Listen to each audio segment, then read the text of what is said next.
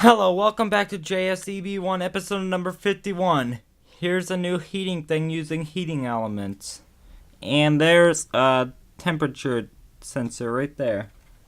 If I come over here and grab another couple alligator clips, I'll show you guys how those temperature sensors work, or temperature disconnects, or whatever you want to call them.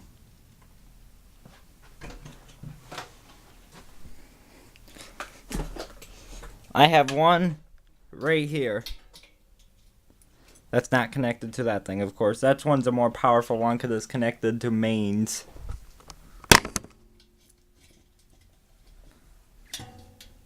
Oh, come on. I hate these magnets. Sometimes.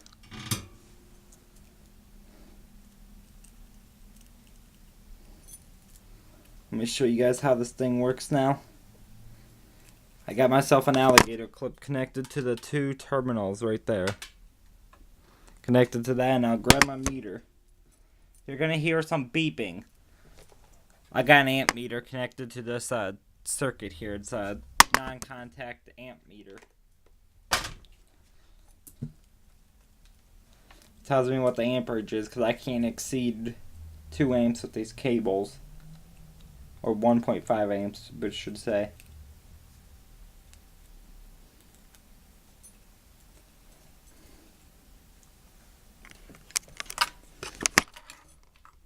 Let me just scoot this more out of the way. How it can work. Show you guys this thing. I got a heating blowtorch thing. Whatever you want to call it. See, it's shorted because that's normally open when it's cooled down.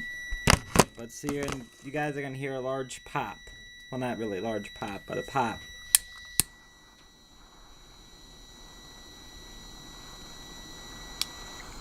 See, it just click close. That's because of the fact that the heat sensor. I got these out of microwaves. They pretty much just close the circuit or open it once it gets to a certain temperature and close it when they're called a resettable temperature fuse. So basically, then when this thing closes, which it will soon once the temperature gets to a certain degree. Do I have a heat sink over here? That can dissipate the heat quickly.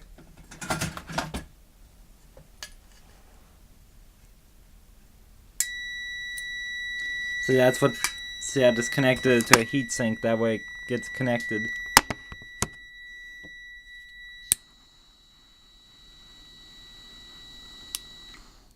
And see what it pops whenever it gets done, and it opens the circuit. If I connect it to the heatsink, a few seconds later, it should pop closed again.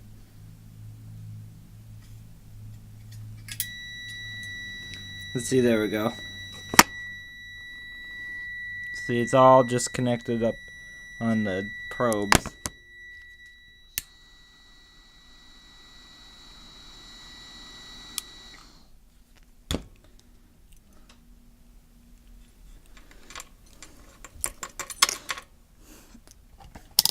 Basically, that's what that is.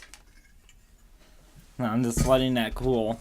That's basically what this circuit does, but this is another space heater that I built.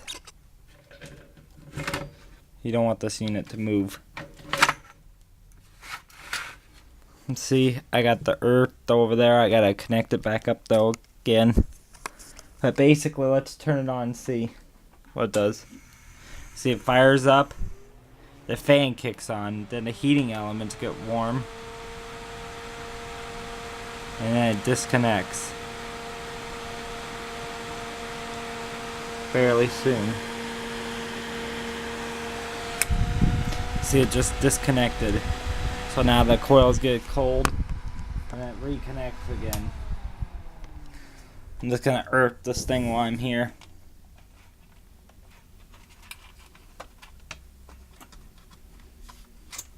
I forgot to do that. Let me just earth it. I'm going to my miscellaneous screw bin to grab a screw.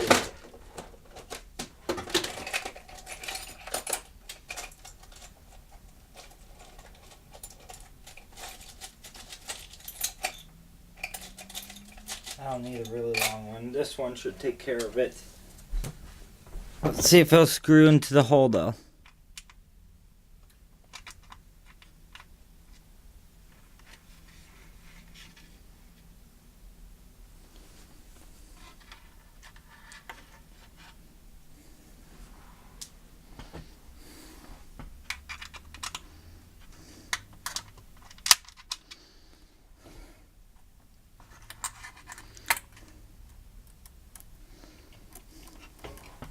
Before I show you guys anymore, I'm going to earth it, like I said.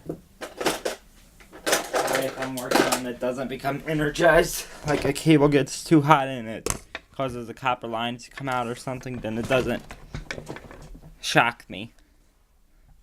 It goes directly to the earthed pin on the connector.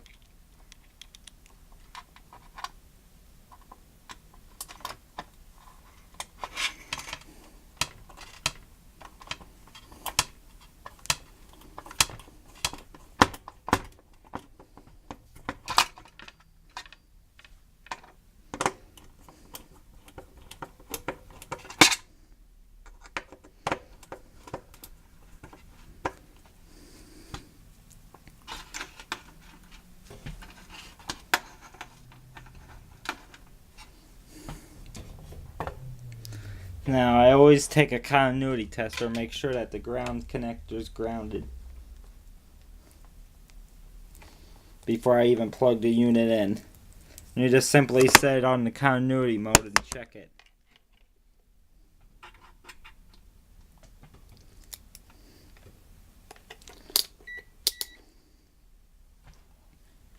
I'm just going to check this.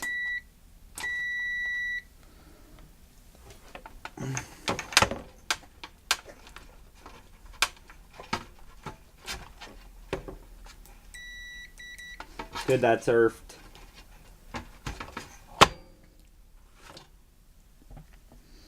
Then we're in good shape. Basically, all I did is just connect that down there. See that screw right there? That's connected to the earth, which runs down this cable to the earth there, to my system and to the house receptacle. See, this thing will get hot soon. And it'll disconnect again. This fan just blows the hot air away from the heating elements. So that way it delivers the hot air into the room, into the atmosphere.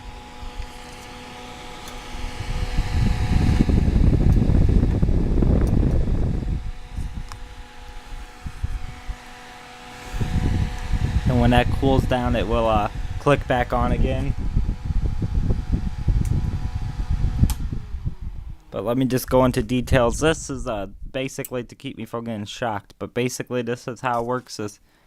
All this is powered by 110 mains power, and it connects directly to this thing, which that's earth there.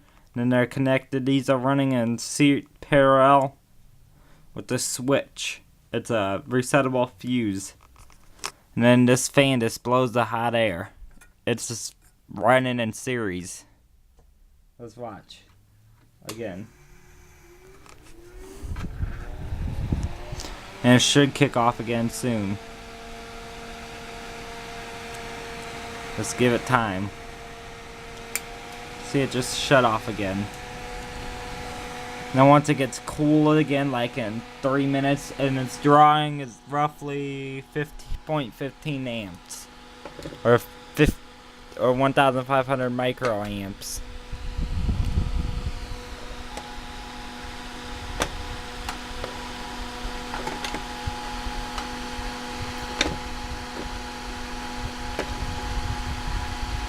See, 16 microamps. It kicks up to about 33 running with the heating elements, which is way under the maximum rating of the connectors. You can't run 30, otherwise it will cause it to draw too much electricity and these will burn out. Had that happen once. Because a company didn't specify what voltage it can handle up to.